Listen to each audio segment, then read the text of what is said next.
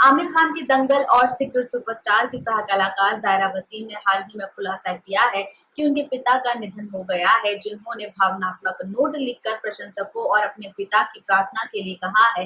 मंगलवार को जायरा वसीम ने इंस्टाग्राम पर अपने पिता के साथ बचपन की एक तस्वीर साझा की है, जिसमें अपने पिता के गाल पर वे चूमती नजर आ रही हैं और काफी इमोशनल वो फोटो है, जिसमें ये देखा गया है।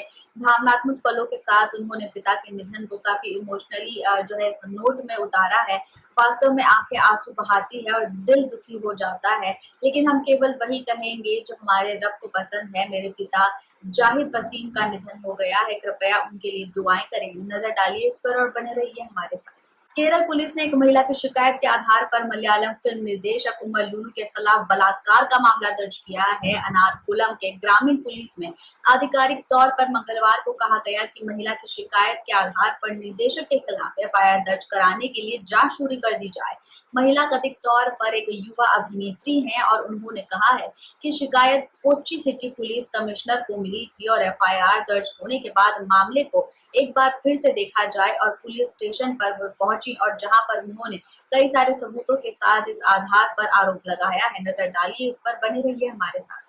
मार्च में जामनगर के सितारों में सजी प्री वेडिंग पार्टी में मुकेश अंबानी और नीता अंबानी अपने बेटे अनंत अंबानी और बहू राधिका मर्चेंट के साथ नजर आए। प्री वेडिंग पार्टी के आयोजित करने के बाद दूसरी पार्टी 29 मई से 1 जून तक इटली और फ्रांस के बीच क्रूज पर आयोजित की जानी है।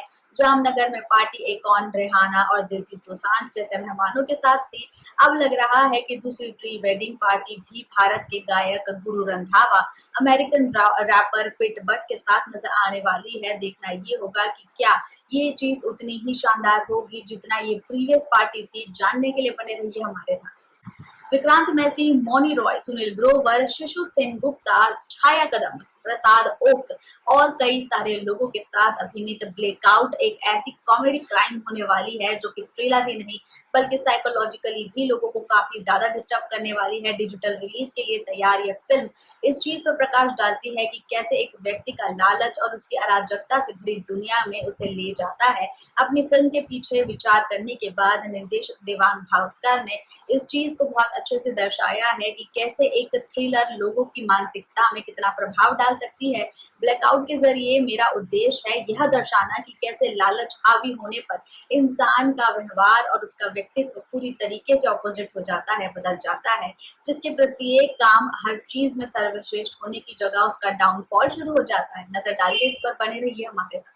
तारक मेहता का उल्टा चश्मा के गुरचरण सिंह 22 अप्रैल को लापता होने के बाद 17 मई को घर लौट आए हैं। लोकप्रिय सिटकॉम में उनका काफी अच्छा किरदार था, जिसको निभाने वाले अभिनेता ने बताया कि कैसे वे अपने आप को ढूंढने के लिए यात्रा पर निकल गए थे और आध्यात्मिक तौर पर उन्होंने अपने आप को खोजा। गुरचरण ने कहा कि वे लापता होने के बाद काफी ज्यादा अपने आप को जो है दुनिया से कट ऑफ करना चाहते थे, जिसके बाद उनका केस बंद कर दिया जाए, औपचारिकताओं को खत्म कर दिया जाए, क्योंकि वे घर लौट आए हैं। उन्होंने अभी भी चुप्पी नहीं तोड़ी थी, लेकिन फाइनली उन्होंने कुछ ऐसा बताया है जिसके बाद लोगों को तब जाकर अपने दिल में ठंडक पाई है। उन्होंने कहा है कि मैं अपने जीवन से काफी परेशान था, कई सारी मुश्किलें, पैसों की कमी और इसके बाद मेरे पिताजी की हालात मुझसे देखे नहीं जाते थे, जिसके बाद जब मुझे कुछ समझ नहीं आता था तो मैं वहां से निकलना ही बेहतर समझ पाया, क्योंकि मुझे खुद के लिए सुसाइडल थॉट्स आते थे। नजर डालिए उनके इस इंटरव्यू पर, बने रहिए हमारे साथ।